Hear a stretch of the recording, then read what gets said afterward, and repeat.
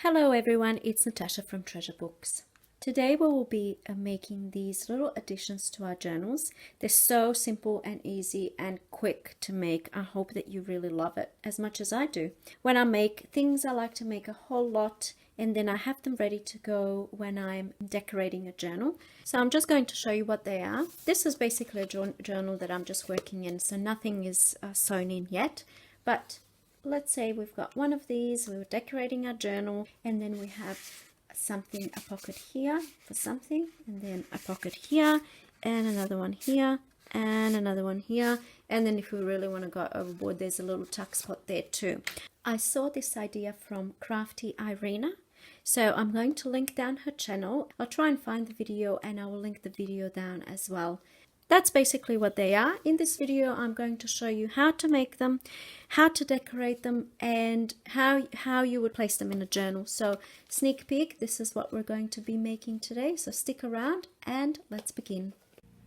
I'm going to demonstrate with a book page and tea-dyed paper. You can use any paper that you've got lying around. This is so easy and straightforward that we don't even need written instructions for this. Let's start with the book page.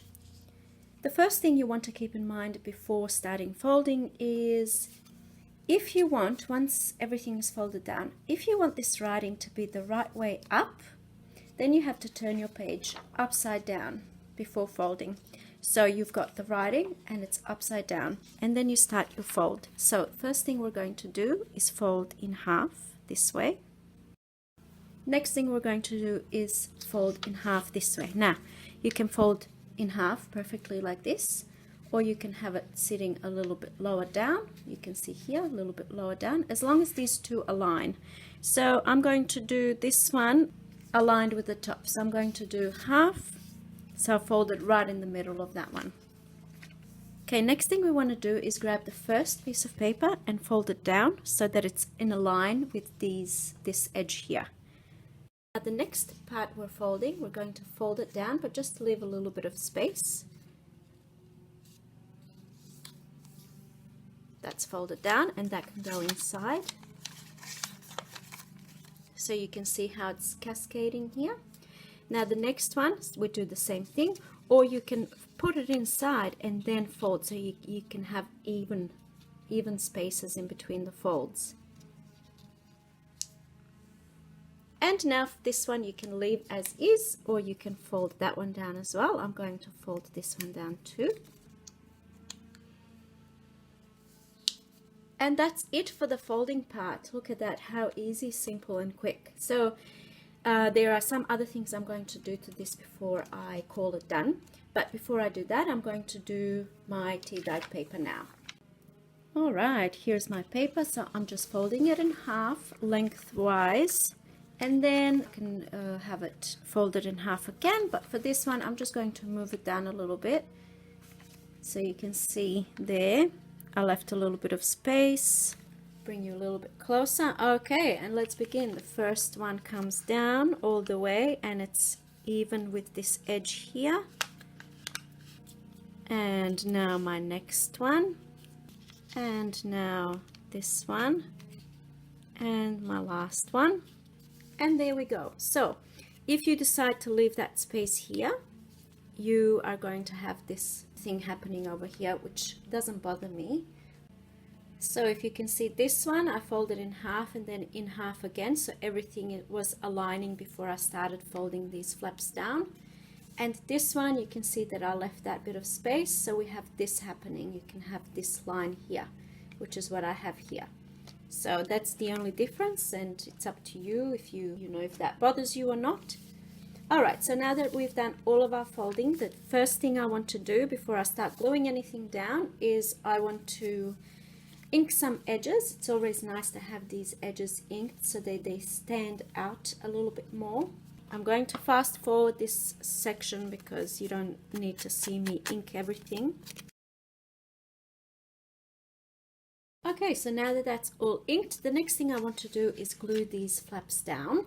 So you can simply use a dollop of glue here and then glue it down, but I like this whole area to be glued down. I don't like any gaps, you know, on the sides. So what I do is I'm just going to protect my desk. and I just use a glue stick for this, and then I simply just apply glue onto the flap that is to be glued down and glue it down, and that's as simple as that. So I'm going to do the rest, but I will speed up this process. Just a little note here, I've already applied glue on this last flap, but you can always leave this, if you're not going to be sticking anything down, you can always leave this to be like a little secret journaling spot. I've already applied glue, so I'm not going to do that, but that is an option too. That's the basics of it. So what I also do is I will sew down here, is just to keep everything closed. If you don't want to use your sewing machine, you can always glue this section to this section. So you just apply some glue along here, just along there, and you glue it shut.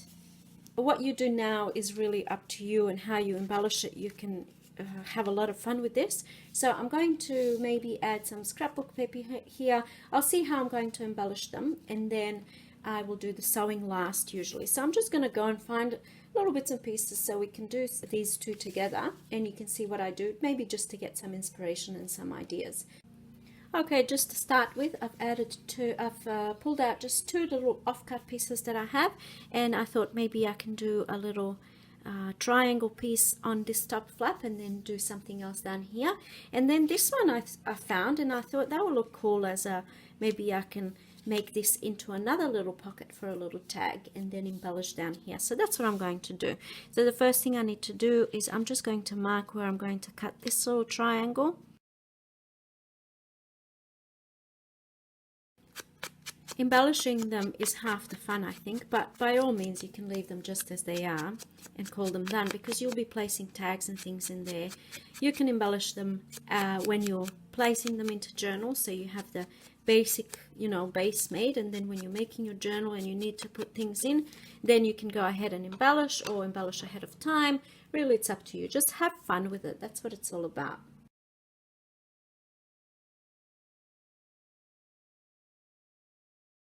Okay, I've trimmed this one down just the way I like it, and I'm going to glue it like this, but I want to add a little bit of inking on the edges.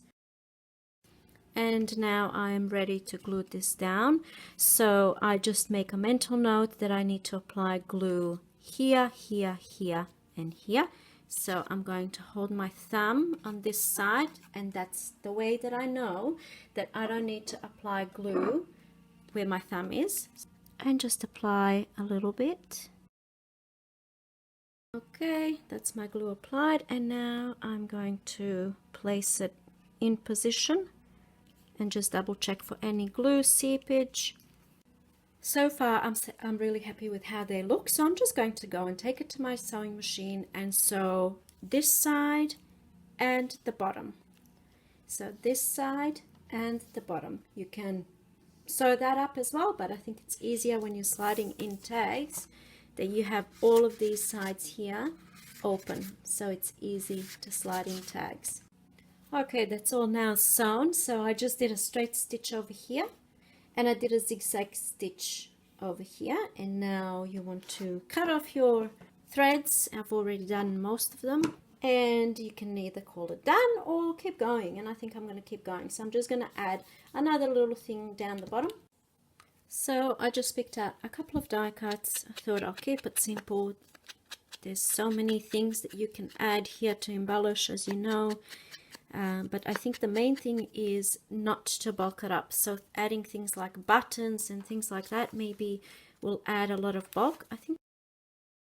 So we don't want to bulk it up too much, because they will be on a page in a journal holding tags and extra bits and pieces, so it's already going to be quite thick. So that's just one thing to keep in mind, I guess. And now I might add a little brad to this one. That looks really cute.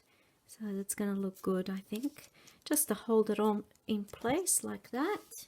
And now I just need to glue them down.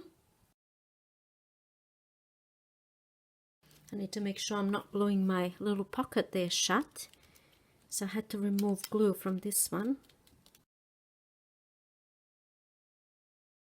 And there we go, they're done. But for now, I'm just going to add a couple of tags in there just to see how they're going to look in a journal.